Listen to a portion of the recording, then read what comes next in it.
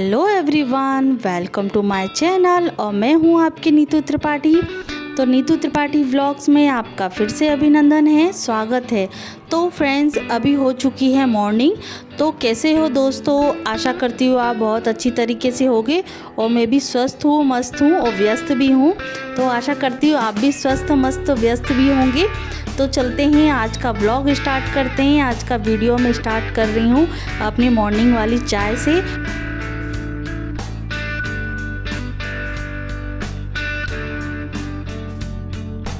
तो फ्रेंड्स, चलते हैं अब मॉर्निंग की चाय का मज़ा लेने के लिए। तो मॉर्निंग में उठते से ही हम अपना जो वार्म वाटर होता है, गुनगुना पानी होता है, तो वो पी लिया करते हैं, क्योंकि अपना जो शरीर होता है वो डिटॉक्स हो जाता है। सभी जो हमारी शरीर की गंदगी होती है वो रात भर में, पूरे दिन में सब स्टोर होता रहता है। और मॉर्निंग वाले पानी से जो वार्म वाटर पीते हैं उससे हमारा शरीर डिटॉक्स हो जाता है। और उसके बाद अपना थोड़ा सा टहलना होता है, एक्सरसाइज कर ली है। और अभी कुछ दिनों से थोड़ी हल्की फुल्की एक्सरसाइज मैंने मतलब स्टार्ट कर दी है। और डायरेक्टली तरीके से मतलब ज़्यादा टाइम अभी नहीं दे पा रही हूँ उस चीज़ के लिए, एक्सरसाइज के लिए। और टाइम तो होता ही है, क्योंकि बच्चों का तो वैसे स्कूल टाइम हो चुका है, स्कूल चालू हो चुके हैं। पर ये है ना, शरीर भी एक तरीके से साथ देना चाहिए। और बस ये है कि धीरे धीरे हम सीढ़ी चढ़ रहे हैं उस चीज़ के लिए कि आप जब एक एक्सरसाइज करते हैं तो उसकी जगह दूसरे दिन आप 2 एक्सरसाइज 3 एक्सरसाइज बढ़ाते चले जाइए और स्टेप बढ़ाते चले जाइए। तो चाय पीने के बाद फिर मैं अपना जो काम है वो स्टार्ट कर दी हूँ। और जो मॉर्निंग के छोटे मोटे काम हैं वो हो चुके हैं।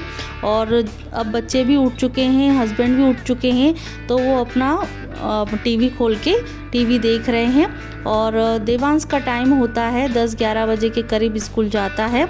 और बस ये अंश का रहता है कि अंश जल्दी स्कूल जाता है, तो उस चीज़ की चिंता नहीं है, क्योंकि अभी आज हॉलीडे है। तो इसकी वजह से ज़्यादा मतलब चिंता नहीं रहती है कि ब्रेकफास्ट बनाना है, लंच बनाना है।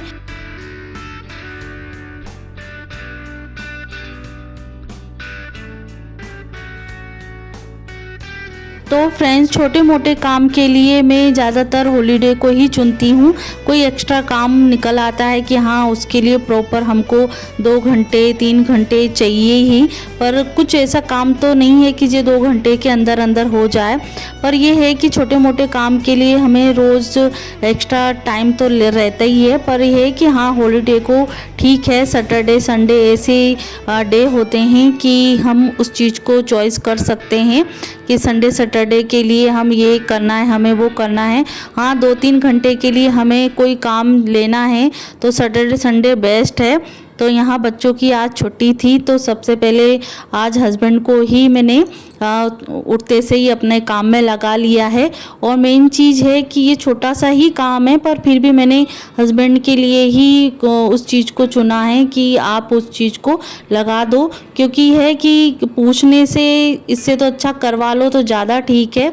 और मेन तो चीज़ अभी मेरे को ऊंचाई से बहुत ज़्यादा ही डर लगने लग गया है, जिससे मेरे को जो एक बार हादसा हो चुका है मेरे साथ, छोटा ही है पर है तो सही है, पर जब तक सुविधा उस चीज़ की नहीं होती तब तक मैं उस चीज़ को मतलब परहेज ही करूँगी कि फिर हाँ, जो चीज़ आ जाएगी, जिस चीज़ की मैं डिमांड कर रही हूँ तो वो चीज़ आ जाएगी, तो फिर मैं अपना जो छोटा मोटा काम है ऊंचाई वाला मैं खुद कर लूँगी। पर यह उस चीज़ के लिए मैं सपोर्ट लेती हूँ, कभी हस्बैंड का ले लूँगी, कभी ये है कि टाइम टू टाइम काम नहीं हो पा रहा उस चीज़ के लिए। तो ये है कि नीचे वाले जो काम हैं वो मैं कर लेती हूँ, डस्टिंग वाले। और जो अभी पंखा साफ़ करना है तो पंखे साफ़ करने का मेरा काम अभी पेंडिंग पड़ा हुआ है। और मैं उस चीज़ के लिए मैं हस्बैंड को नहीं बोल सकती हूँ, पर कुछ कुछ काम है कि हाँ, उस चीज़ को लेकर मैं क्यों परेशान करूँ उनको।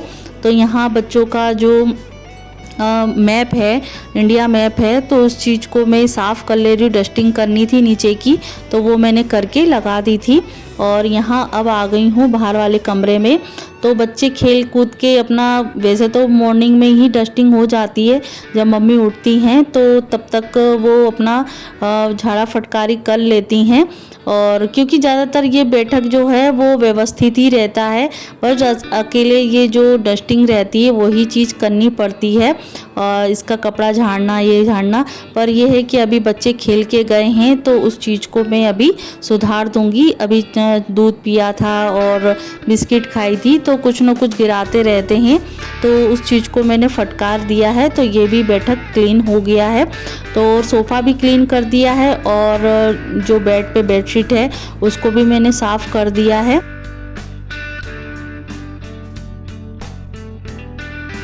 तो फ्रेंड्स, लिविंग रूम हो गया है ऑर्गेनाइज्ड। और आप सोच रहे होंगे कि अब ये दूध का तपेला यहाँ क्या कर रहा है, तो आप सोच में रह रहे होंगे। तो हाँ, मैं आपको बता देती हूँ। तो मैं ये अभी दूध का तपेला मैंने इसीलिए रखा है क्योंकि अब आने वाले हैं दूध वाले भैया, और मम्मी दूसरे काम में लगी हुई हैं, मैं दूसरे काम में लगी हूँ। तो बस ये है कि ये जो सामान है, तपेला है, वो मैं साइड में रख दूँगी। जब जैसे बच्चे भी रहते हैं घर पे तो दूध वो भी बच्चे ले लेते हैं, और मैं उधर गई हूँ तो कमरे में तो मैं ले लूँगी, जिसके हाथ में आता है तो वो ले लेते हैं। तो यहाँ मैं रख दूँगी तो उतना दिक्कत नहीं होगा कि उसमें पानी भरा हुआ है तो उसको खाली करना है या कुछ करना है, तो इसकी वजह से। तो यहाँ बाहर एक दिन पहले मैंने ये जो डोरमेट है वो मैंने धोए थे, तो सूख गए हैं। तो अब ये भी मैं इनको अपनी जगह पे रख देती हूँ। और कितना अच्छा लगता है कि सभी चीज़ें अपनी जगह पे ऑर्गेनाइज मिलती है। तो कुछ न कुछ करने के लिए हमें मेहनत तो करनी पड़ती है, डस्टिंग करनी पड़ती है, क्लीनिंग करनी पड़ती है।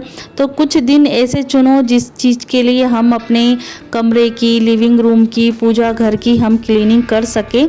और सब चीज़ें एक साथ पॉसिबल तो बिल्कुल ही नहीं हो सकता है, और या फिर खाना ही छूट जाएगा या क्लीनिंग में ही रह जाएंगे।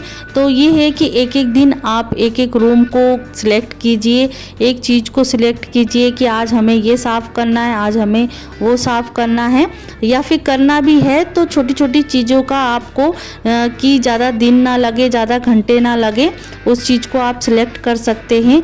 तो यहाँ बच्चे जो हैं वो ऑर्गेनाइज नहीं रख पाते हैं, तो कुछ कुछ चीज़ें हैं जो बच्चों की छोटी छोटी चीज़ें हैं वो मैंने इस बॉक्स में रख रखी हैं। तो अब ये जो कॉम्बॉक्स हैं वो 2 ऐसे ही रखे हुए थे, तो सोचा कि इसको रीयूज़ कर लिया जाए। तो यहाँ बच्चों के जो कलर वाले जो कवर हैं वो हो गए थे ख़राब, तो इधर उधर घूम रहे थे, इधर उधर पड़े हुए थे। तो मैंने सोचा कि चलो इसको रीयूज़ कर लेते हैं। तो यहाँ कलर जो बच्चों के हैं वो एक साथ में रख दिए हैं, और पेन जो हैं वो एक साथ रख दिए हैं। और कहीं भी देखो तो बच्चों की पेंसिल इधर रखी हुई है, रबड़ उधर पड़ा हुआ है। तो कभी कभी रहता है ना कि बच्चों को पढ़ाने के लिए, तो देवांश को मैं पढ़ाने जाती हूँ तो रबड़ कहाँ है, मम्मी मुझे नहीं पता, मम्मी मुझे नहीं पता। तो उस चीज़ के लिए थोड़ी दिक्कत हो जाती है।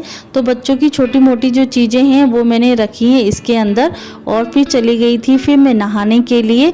तो ये छोटे मोटे जो काम हैं उससे हम निपट चुके हैं, और उसके बाद नहाने के बाद हमें खाना भी बनाना है, और इसीलिए मैंने छोटे छोटे कामों को ही यूज़ किया है, और रविवार को ही चुना है कि चलो ये है कि फुर्सत हो जाते हैं उस चीज़ के लिए।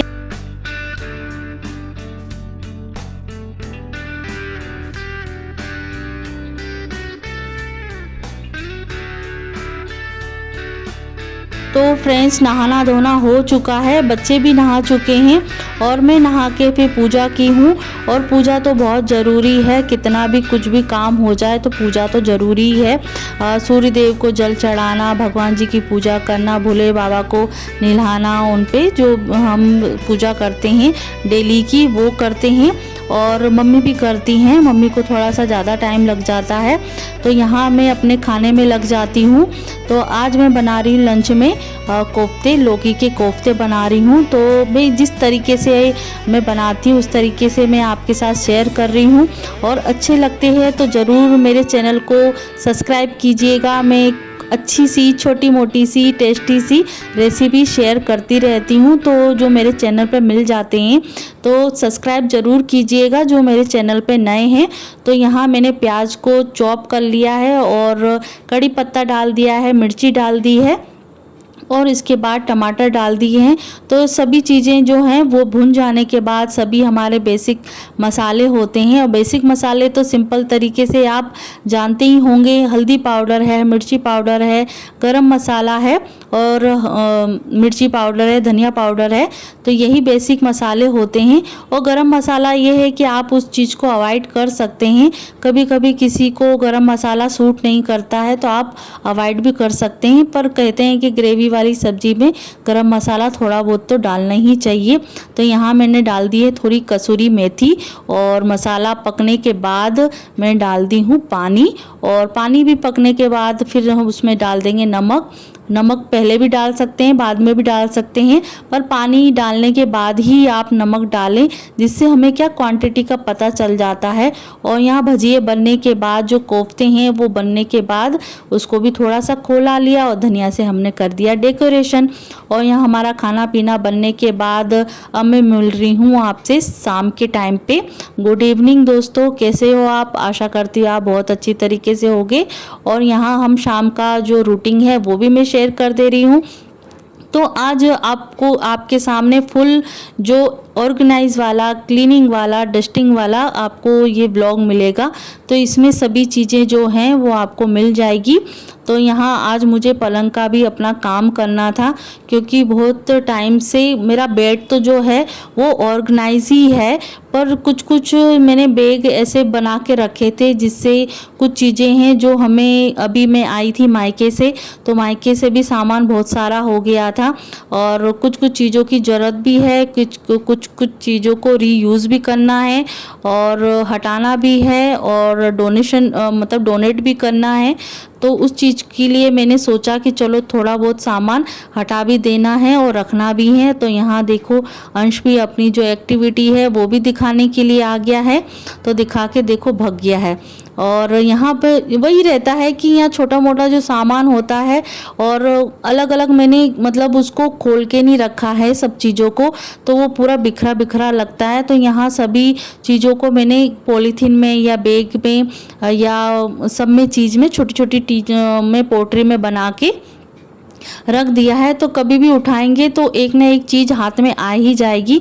तो यहाँ बच्चों के जो गर्म कपड़े थे तो वो मैं इन दोनों सूटकेस में रखती हूँ, तो जब इनकी ज़रूरत पड़ेगी तब मैं उनको निकालूंगी।